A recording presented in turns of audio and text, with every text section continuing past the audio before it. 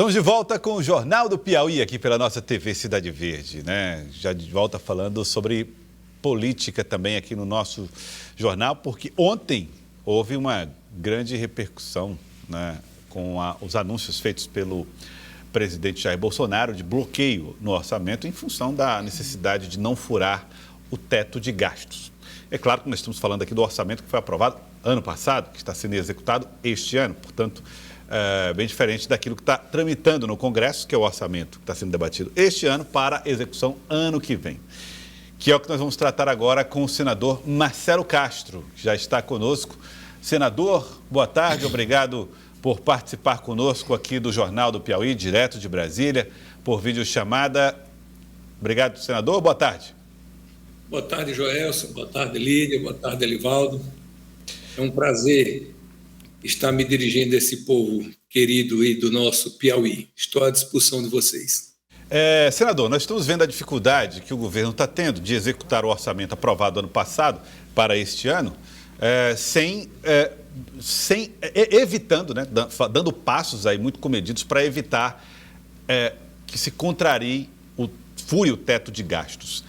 Até que ponto isso impõe desafios na discussão do orçamento desse ano para a execução ano que vem? Há uma dificuldade de fazer valer aquilo que está posto na lei orçamentária? Sem dúvida, Joelson. O que chama a atenção da gente é a predileção que tem o governo para bloquear aqueles recursos que a gente julga, assim, os mais importantes do orçamento. E isso vem acontecendo já, não é a primeira vez. Esse ano, como vocês sabem, houve o veto presidencial de várias partes do orçamento.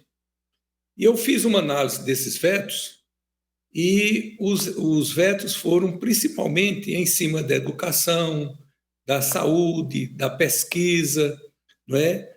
Demonstrando assim uma falta de interesse por aquilo que a gente julga ser o mais importante, né, para o país. Por exemplo, nesses vetos que foram feitos aí no Brasil, teve repercussões também no Piauí. Eu tive no programa aí, no seu programa, e mostrei que eu havia colocado 100 milhões de reais para a EBSER, que, aliás, esse corte que está sendo dado agora, como ele é linear, ele pega a EBSER também, pega a CAPES, né? Pega o FNDE, vários órgãos, todos do MEC, vão receber esse corte aí de 14,5%. E nesses recursos que eu havia botado para a EBSER, esses 100 milhões, como presidente da Comissão de Educação, eu tinha à disposição de destinar 20 milhões de reais para fazer a ala do câncer aí no hospital universitário. A gente sabe que o tratamento de câncer no Piauí está muito estrangulado, porque nós só temos um hospital, que é o Hospital São Marcos, e a gente precisa rapidamente ampliar o tratamento. Eu já havia conversado com o diretor do HU, que é o Paulo Márcio, tinha anunciado esse recurso aí, mas, infelizmente, foi recursos que foram vetados. Vocês sabem que esse ano quem teve o poder de veto foi o nosso colega aí do Piauí, o Ciro Nogueira, através de um decreto que o presidente baixou. E agora vem outro corte feito pelo governo, né? Esse corte de 8,2 bilhões, sendo que destes 3,2 foram no orçamento do MEC, que corresponde a 14,5% das despesas discricionárias. Nós vimos ontem o reitor do IFP declarando que a partir de setembro eles não terão mais recursos para essas despesas discricionárias. E evidentemente que no segundo semestre nós temos que encontrar uma solução. Num PLN que venha do governo, a gente tem que emendar, e isso não é o caso só do IFP, não. Isso é o caso de todas as universidades do Brasil e de todos os institutos federais de educação. O MEC deu um corte linear, então pegou todo mundo, do Rio Grande do Sul ao Amapá, não sobrou ninguém. E evidentemente que isso afeta grandemente o desempenho, né, das nossas universidades. Senador, boa tarde. Senador, o Auxílio Brasil fica fora do teto? Não, o Auxílio Brasil sim, mas não é o caso. Isso aqui não é por causa do teto. O governo está remanejando, ele não está cortando esses recursos. Ele está tirando de um lugar e botando no outro. Ele está tirando do MEC, de outros órgãos também, e levando 2,3 bilhões para o Plano Safra, levando 2 bilhões para o Proagro, 4,8 bilhões para sentenças judiciais. Então, não é por causa do teto em si. Ele não está cortando porque isso está ultrapassando o teto. Ele está tirando de um lugar para botar para o outro. Então, eles têm que cumprir a decisão judicial. Tem que cortar de algum lugar. O que é que eu estou chamando a atenção? É que os cortes, como os vetos que foram feitos, são exatamente daqueles recursos que a gente julga assim, os mais importantes para o país.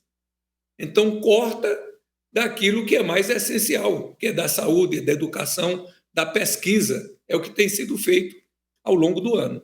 Senador, boa tarde. O senhor falou aí num PLN alternativo para encarar esse problema orçamentário. E aqui nós mostramos agora há pouco o reitor do IFP lamentando, dizendo até que nessa situação de corte a instituição só funciona até setembro. Aí vão ficar quase o segundo semestre inteiro parado. Eu não consigo vislumbrar essa realidade para uma instituição do porte do Instituto Federal, sem contar com o hospital universitário que o senhor falou. O que a bancada pode fazer para reverter essa situação? Pode fazer muito, Alivaldo. E, aliás, nós já fizemos. Em 2019, quando eu fui presidente da Comissão de Orçamento, houve também esse corte das universidades, houve um corte das bolsas da CAPES e do CNPq, e nós fizemos um movimento na Comissão Mista de Orçamento e impusemos, digamos assim, numa negociação ao governo, para que ele repusesse os recursos, recompusesse o orçamento do MEC, o orçamento das universidades, o orçamento da CAPES, das bolsas, da CAPES, do CNPq. Isso foi fruto de uma negociação que nós fizemos. Então, evidentemente que agora, no segundo semestre, nós estamos dispostos a fazer a mesma coisa. O governo vai mandar vários PLNs para o Congresso Nacional e nós vamos negociar. Isso se faz muito no parlamento. E vamos dizer, olha, você está querendo isso assim, mas para nós aprovarmos isso que você está querendo, é preciso que você aprove também a reposição dos recursos dos institutos federais de educação, das universidades, que estão à míngua, sem recursos para poder pagar suas despesas correntes. Então, é evidente que isso é uma negociação política e que vai haver uma disposição de todos, evidente, aqueles que tiverem disposição para isso, para poder negociar com o governo para repor esse orçamento que a gente sabe da importância disso para a educação.